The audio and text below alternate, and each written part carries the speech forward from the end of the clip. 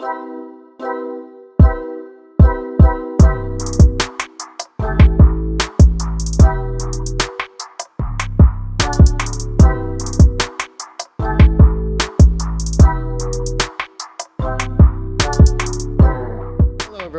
back to vETC at IBC2023. We have a wonderful treat here today. Dave Hemley's here from Adobe. Yeah. I'm so excited about some of the products you guys are rolling out. Some Firefly, gingerbread, some other things. Yes, we are excited as well. This has been an amazing journey in just a couple of months. Yeah, it's one of the things that I really see is obviously with AI, there are things to be concerned about, but otherwise, there's some things that really empower the creative. And I think that that's what's so valuable about at least keeping an open mind and looking at how amazing some of these techniques. I work with some very diverse and wonderful creatives, and what they're doing with some of this stuff is absolutely amazing. So. Yeah, I mean, you're absolutely right. I've got a couple of slides. We'll talk a little bit about this, but you're right. We're putting the creator at the center of all of this and empowering them with a brand new tool just so they can have and explore their creativity even further. So, awesome. Well, I'm going to let you go ahead and get started. Thank you. Well, let's just get started a little bit on what Firefly is all about. If you haven't had the opportunity to see Firefly in action, I'm going to actually demo some of it for you today. And then I'll jump over to Photoshop, and I'll even show you some cool things you can do in a product like Adobe Premiere. So the artwork that you see up here is actually done by a lot of Adobe employees, and we're learning to prompt probably the same way you are, because a lot of using Firefly is understanding how to what we call prompt and talk to the screen and be a storyteller on a couple of lines to describe what it is you're trying to make. So I'll show you that in just a second, but I thought we'd talk about not only this cat in a sweater and the forest and all the bunnies and things that are on here. I'll show you how to do some of this, but just talk a little bit about Firefly and then just this journey that we've been on for just about 8 weeks, maybe 10 weeks now. And I've been at Adobe not quite 3 decades, so pretty long time. I've never seen anything moving as fast as I've seen AI and Gen AI moving at Adobe. So it has been absolutely an amazing journey. So let's just go ahead and jump in a little about what makes Firefly different. The first thing is, it's now commercially available. It is out of its beta stage, so that means it's now commercially safe. One of the confusing things I always like to talk about is that Adobe Firefly is trained, any of this AI and Gen AI stuff that you see has to be trained on content. We have over 350 million images up in our Adobe stock content that we train. These are not pulling stock images. You see an image of a bird here. We probably have hundreds of thousands of birds up on Adobe stock. We know what they look like. We can do some creative things with them based on the models that we've trained on. So that's the biggest thing is when you prompt, and you see some of this in action in just a minute, know that it's unique to you. We want to make this as friendly for the creator as we can. We want to create this new environment, this new tool for you to really have some fun with.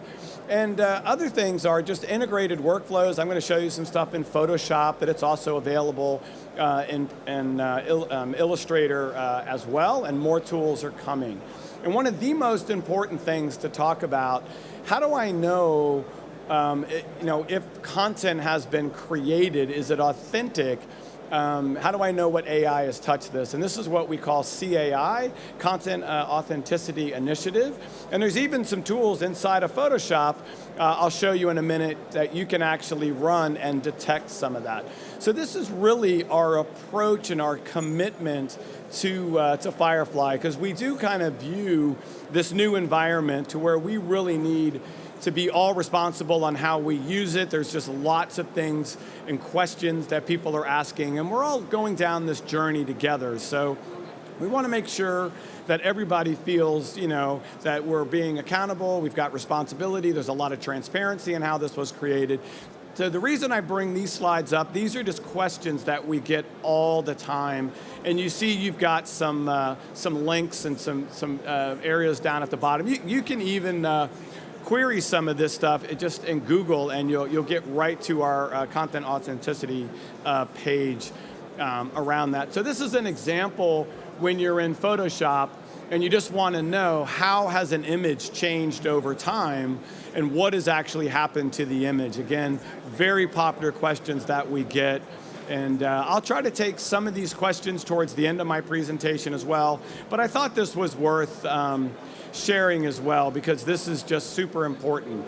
And also, on the Content Authenticity website, where you can verify things, you've got ways to verify images as well. So this is a great place to go and take a look at. Again, verifycontentauthenticity.org. This is an open, it's not just Adobe. It's an open organization where we've got lots of companies contributing to this. And I also, want to invite you to go in and experiment with this. After you see me today, just understand this is already working in the current version of Photoshop.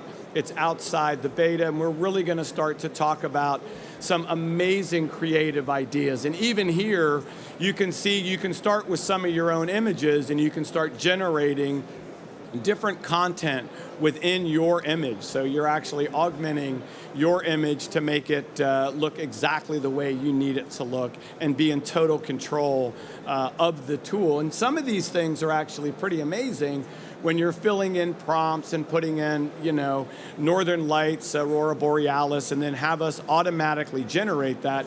Notice that it's doing the right things, it's blending things in. And again, I'll show you some of this in just a second. This is just a super exciting time.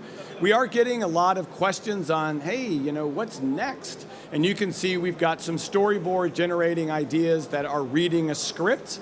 I know my camera crew here that I've been working with for the last half hour would really enjoy taking a look at a script and then understanding exactly what we're going to commit to on this shoot, and then having it storyboarded out so our camera crews have a general idea of what they're going to be in for the day. Picking things like B-roll, reading the script, intelligent metadata, these types of ideas. And then, of course, simple things where you don't have UI, you just are able to talk to the clips on the timeline and tell it what it is that you want to do. So let's go ahead and just jump in and start working on some different tools here and kind of show some of these off for you. So let me get outside of that. And now what I've got going on is I'm actually inside Firefly. And let me just see if I can refresh this screen. And if you haven't been to firefly.adobe.com, this is the place where we've been spending the last couple months. There's some really cool things you can do here, but the one that everybody plays with, they go down to image to text, and it looks like Robert did not sign in. So let me just see, is Robert around? He may have to sign his password in there. Oh, it might already take, Robert. Let me just see. I didn't want to change anything. Hey, it looks like he's paid his subscription. Thank you so much.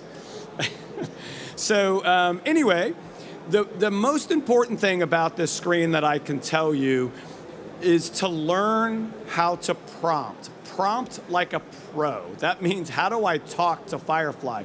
What did it take to get this really cute image of this girl? One of the things I love about this, maybe you're writing a book and you're not really into video, or maybe Photoshop's not your thing. You can go to Firefly and you've got this book that you're writing about this wonderful girl. Maybe she's got some amazing story behind her, and you want to be able to use some of the storytelling language to describe what's going on. So I know exactly what it took. Now, we're not telling you necessarily that this is final art. This might be an inspiration to you to go grab some of the Adobe tools and start creating some of the artwork, or maybe you're working with someone else that's going to help you create this content. And I do spend a lot of time with, I've got some friends that are actors and authors, and one of the hardest things they have to talk about is, I have this vision of what my story needs to tell. Getting them to prompt like a pro is really going to help that communication. So let's say that I want to figure out a quick prompt. Now you can get pretty detailed with this, and I'm going to just give you a prompt. So I'm going to say, and I can use descriptive words. In this case, I'll use a person, and I'm writing a story about a space woman. And it's and I can give it and it's going to be a diverse group of people. I'm going to start with a black space woman on Mars, looking back. Looking back at her spaceship. So that's fairly specific. I could put whatever prompt I wanted in there. I could give it even a more description about her.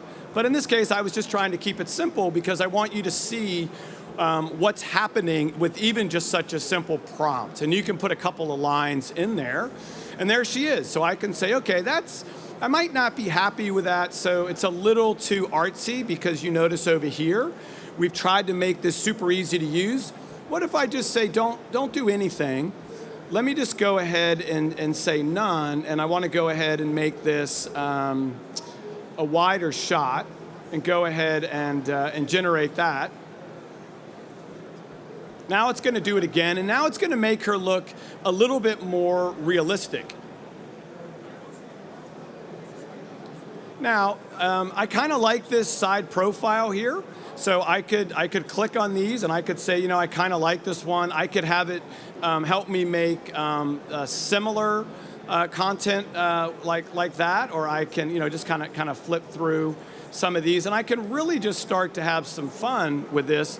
We also have lots of styles, and I can say I want her a little more sci-fi, and I want to add some steampunk to this, which is going to add some accoutrements on there, and go ahead and do that. And you can just start to play with this. There's lots of prompts that you can go in there with these different effects and add to that. And again, the art here is learning how to talk to Firefly. And you can kind of see what it's done here. It's just added more stuff. And it's just a really, really fun way to talk to this. And it's amazing art. I could also say, make it more photographic and give it, make her look a little bit more realistic. So that's one sort of quick thing that is super fun to play with. I'll show you some generative fill stuff in just a second. The text effects are also pretty amazing. So I can come in here and sort of pick one, and I'm going to come in here and type in my favorite new laptop. I'm going to do that. So I'm going to type in my HP Studio, and I can go in there and I can do trippy 3D with the text, and now it's going to have this new campaign that HP is going to start to use. Now, by the way, I could just come in here and I could just say, look, I want this to be computer chips and wires. Go ahead and generate me that, and now it's going to just do some computer chips. I could do drippy popsicles and have it just sort of be crazy if we're doing some sort of backyard event. Now you might be wondering, yeah, you've got some font choices. I can also just go in and say, put that on a transparent background, and then I can just go ahead and just bring that into Photoshop or Illustrator and start having some more fun with that. So really, really fun stuff that you can do. The other thing to keep in mind about Firefly is all the new areas that were coming in for exploration. So regenerative color is pretty amazing. You just have to try that one out, just changing colors.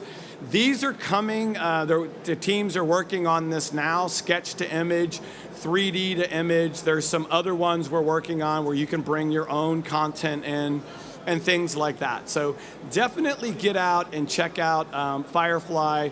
Get in there, poke around the gallery, and really start to see, you've got a punk rock flamingo with a mohawk. I mean, whatever it is that you think you need to do, this is really fun. Now, not all of these have to be so hallucinogenic, as I say, for these types of workflows. Let's jump into Photoshop for a second and start with some simple stuff, because for me, this is really about our creators that already know how to use the tool. So I've got my son's engagement photo here, and reason I'm using Dave Jr.'s and Minji's photo here is you need to try this with your own stuff, because it makes all the difference in the world. And I'll even show you some stuff you can do with video. So let's say that Dave and Minji really love this shot, but they're kind of like, we'd love to put it in a frame over the fireplace. So I could go put some measurements in there. And you notice that we've got purple plants here, we've got green plants, there's some stone, there's some sort of bridge. I don't know where they were when they took this photo. I know they really love it. And I showed them this, and they were like, oh my gosh, this is incredible. Okay, so again, without any prompts, purple flowers, just generate it, go. So now what it's going to do is it's got to rebuild that scene. Now, one of the things that comes up a lot in conversation is, hey, is this my image? And I want you to think about what's happening in this engagement photo. Again, if you're a photographer, this is a quick way to make some extra money, I can tell you that. It just automatically rebuilt that scene that isn't there. That's not exactly what it looked like. So we give you a couple of different choices for you to figure out, is that the right bridge? Was there a wall there? Which one will your client like? This is an incredible new way to work. And again, if you're a photographer, this is just a no-brainer that you can get in when you have an image. And if you're using things like Adobe stock, for example, or any other stock, and the photo's not exactly right, get in and Gen expand. We could even do things like, if I go and I grab a photo like this one, and I was just in the Harry Potter store in New York City, and this is where it's going to use the modeling from when we talked about the birds in Adobe stock, and it's going to rebuild Fox's wings. And I just need to be able to get that bird, do a quick selection over Hogwarts or something, and be able to do that. So I just sort of took this picture in the store, and maybe it's a comp or something that I'm trying to do, and it will just go in and rebuild his wings without me. Like, I would never take the time to do that. And I can look and say, does he have longer wings, shorter wings? Sometimes, it's not exactly right, but I can say, you know what, I kind of like that. And then I can go into one of my object selection tools and just select him instantly, copy and paste him. Like, this is such an incredible tool for creators to have. Now, there's other things you can do, and let me bring up a picture here, which is just a quick picture of my backyard. You can go in here and say, well, hey, Dave, can I add stuff to the image? And I'm going to be like, sure, you can. Now I'm going to tell it to do something. I want you to add a water puddle, because it's either going to look like a drainage problem or it's going to look like a little fish pond. I don't know. But you could add koi pond, I could add a golden retriever, whatever it is, it's going to put it in that image. And the reason I'm using water in this example is there's a lot of sunlight, there's reflections. I've talked to architectural firms that are like, you know what, we can use this because people need all these different changes. And it just made a little pond. To me, I don't know how long you guys have been using the products. I've been, like I said, 3 decades here. This is amazing to me. You can go in, by the way, zoom in. It holds together. It is incredible. And if it's not the result you like, you can come in here and trash it, thumbs up, generate 3 more. You can even save this as a PSD, drag it into our review system like Frame.io. I'm going to send this over to my buddy Rick and to Sarah, and I want them to check it out and say, I like option 1. What do you guys think? Now, what happens when you don't have, this is my youngest son, Skippy. So, this Skip was doing some probably, I don't know, some Insta shots or something, and there's clearly Skip was just sitting in a chair. So I'm like, what happens if I grab and I just pull it down? well, I'm going to save some time here. It just put him in a chair with a laptop. I have no idea why, but have fun with this. It put his body the right way. Sometimes you can get 6 fingers and 3 legs, but that stuff's getting better. A picture of my grandson here. I point this out for my Photoshop experts. The better you know our tools, the more valuable you are going to be in the workplace once you understand this tool. Why? As a Photoshopper, you can go in here and notice I've taken Colton's seatbelt and I've deselected it.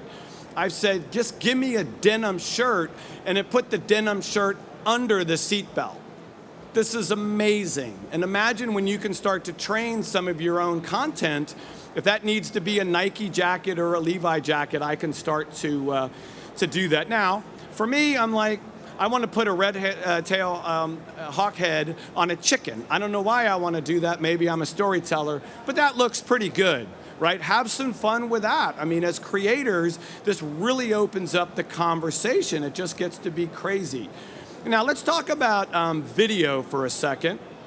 I'm going to open up a video file, and this is a 720 file, and if you didn't know, Photoshop can do video. So I can scrub through this, and this is just these guys that are in this warehouse, and I can just go ahead and say, look, I want to build that out. Because if I'm working on a documentary, now this is a lockdown shot. I know my camera crew here filming me wants to know more about this. It's a lockdown shot. I don't want to have to zoom in. I just want to have it expand. And I can put them in a real warehouse. I can do whatever it is I need. Now, I have a better one than this one, but I just wanted to show you, because you know the products and you understand how this works, really your creativity is your limit. Now, I think about more of these at 2 o'clock in the morning, and I got to write them down. So I've got Maddie and Mike here. I was in Sydney the other day, and I'm like, hey, act like this is your first date. You're having a cup of coffee. I took our Fuji camera to cloud, and I turned it this way. We shot this up to the cloud, but it's a portrait shot. I need to make it wider. So when I did a Gen Fill and I made it wider, I was like, well, this looks a little creepy. I mean, Mike's got her in the alleyway there. That's not as great. I think I like this shot way better. So what would you do with a shot like this? You would just jump over to Premiere, bring it in there, and that now, because I'm zoomed in, I just want to animate this shot for some social media thing about our drip coffee company, and watch what I wouldn't have this freedom before, and it really holds together. Now, again, if you're in the business, look at what I just did. I was able to put a tagline on this right at the end because I couldn't have done that before. If it's a TikTok type shot, I want to be able to get in there and leave room for some ad copy.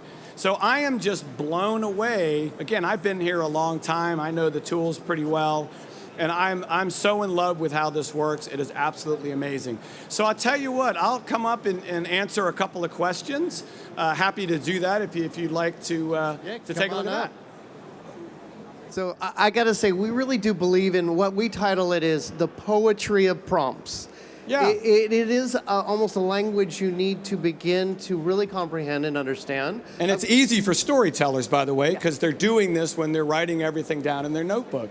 Yeah, I work with a gentleman named C. Craig Patterson, and I did a short called Fathead with him. Yeah. And he's really thrown some time into this, and it's actual work in the fact that he's having anywhere from 100 to 200 or 300 prompts now. Yeah. Sometimes in what he's doing. And the way you learn to prompt, like a pro, as I say, is you go to Firefly and you really like an image, just what did it take? And the other thing you can do that's really cool on your account, because it knows that you're different than me, click on it and have it generated again using the same words. You'll get a completely different image. So, I mean, that's the thing. It is a very safe space. And I hope that with what I've shown you in Premiere and Photoshop, that as creators, you don't feel threatened, like this AI is taking my job. I do think a lot of the jobs are going to change. And in my early years at Adobe, certainly for Photoshop 1 and 2, There was a lot of competition out there. When we came out with Photoshop layers, we got a lot of flack, especially from the printers, and you're ruining photography. And look at what happened. I mean, it created so many new possibilities and jobs. The better you know these prompts and you understand it, we're putting you in control. So I hope you see a little bit of that today. Awesome.